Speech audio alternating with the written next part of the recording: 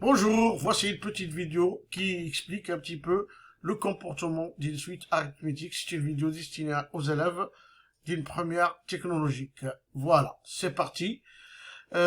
Ici, on a une suite, on a une fonction en Python. Donc, cette fonction en Python qui nous permet de calculer la valeur de 2,5 fois n moins 1,5. Ça s'appelle, donc toutes les fonctions en Python, ça commence par def, et ça c'est le nom qui s'appelle suite U et qui dépend, voilà, du paramètre n et qui nous renvoie la valeur de 2,5 moins 1,5.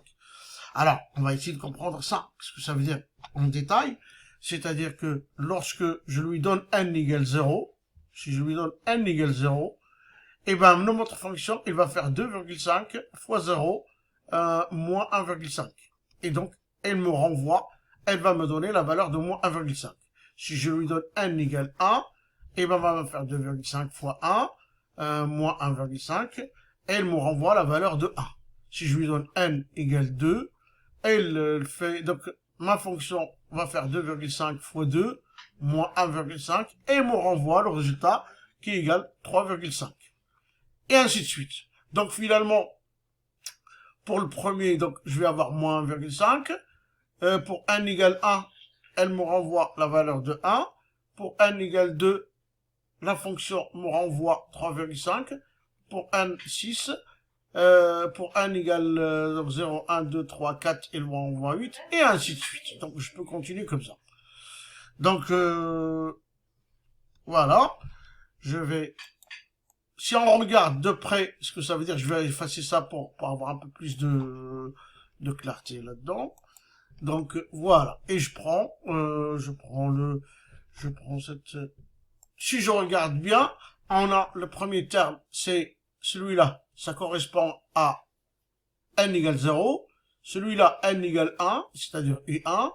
Celui-là, U2, U3, et ainsi de suite. Donc ça va, si je regarde de près, bah pour aller de moins 1,5 à 1, je rajoute 2,5. Et pour aller de 1 à 2,5. Et de 3,5 à 6, je rajoute 2,5. Donc finalement, ça va de 2,5 en 2,5. Pour passer d'un terme à l'autre, je rajoute 2,5.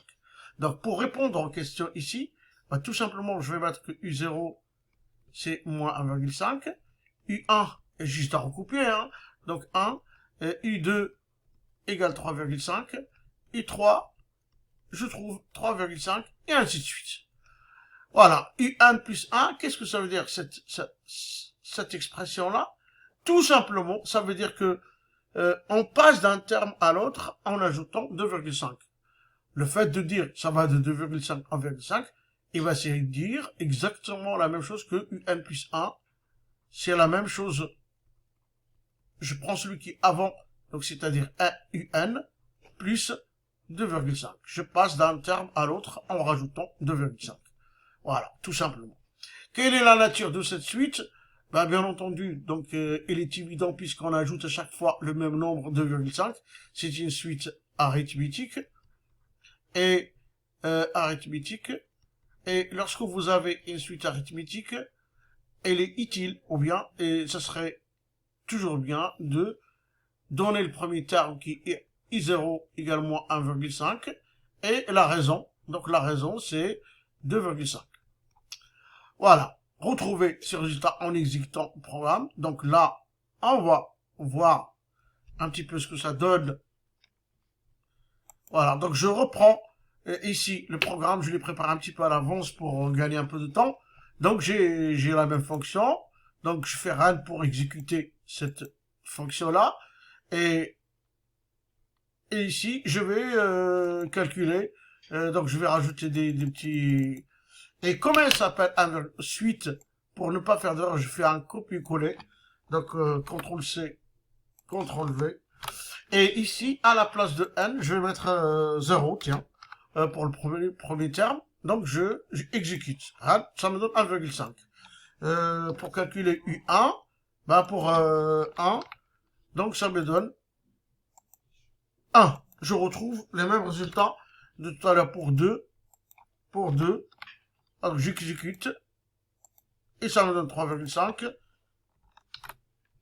Pour n égale 3, je retrouve exactement la même chose que tout à l'heure, c'est-à-dire 6. Et ainsi de suite. Je peux même calculer, ça va être la même chose. Si je donne à une valeur quelconque, allez, 250, et ben ça sera la même chose pour la machine, que ça soit 2 ou 3. C'est exactement, pratiquement le même temps. Donc voilà, on retrouve 623,5 pour, si on continue jusqu'à n égale 250. Voilà, donc ici, dans la suite, ici, on a un petit programme qui permet de calculer, donc c'est une fonction, bien sûr, définition, toutes les fonctions commencent par def, nuage de points, et cette fonction qui s'appelle nuage, et plt.axis, donc ici, c'est pour tracer l'axe des abscisses et l'axe des ordonnées, la première ligne. La deuxième ligne, c'est pour définir l'axe des abscisses. La deuxième ligne, c'est pour définir l'axe des ordonnées. Et on lui demande de tracer XY, les couples XY, et afficher. Voilà, donc j'exécute cette... Et ici, je vais rajouter une petite case, et je vais lui dire, je vais appeler la fonction. Je lui dis nuage, voilà, nuage, elle s'appelle nuage, donc, et j'exécute. Et normalement, je dois avoir, voilà. Et donc, remarquez bien que les points sont alignés. Donc, tous les points sont alignés. Chaque point, celui-là, c'est 0, I0. Pour 1, U1. Pour 2, U2. Ainsi de suite. Donc, c'est la représentation graphique d'une suite arithmétique. Et on obtient, tous les points sont alignés sur les mêmes droites. Et cette droite-là a pour coefficient directeur 2,5. Vous savez bien que lorsque vous avez une droite de coefficient directeur positif, alors la droite est croissante, elle monte, donc la fonction est croissante. Et lorsque la raison est négative, on obtient une suite arithmétique décroissante. Donc en fait, finalement, pour savoir si une suite arithmétique est croissante ou décroissante, il suffit de regarder sa raison. Le signe de sa raison, si elle est positive, elle est croissante. Si elle est négative, elle est décroissante. Voilà, cette séquence est terminée. Merci de l'avoir suivi.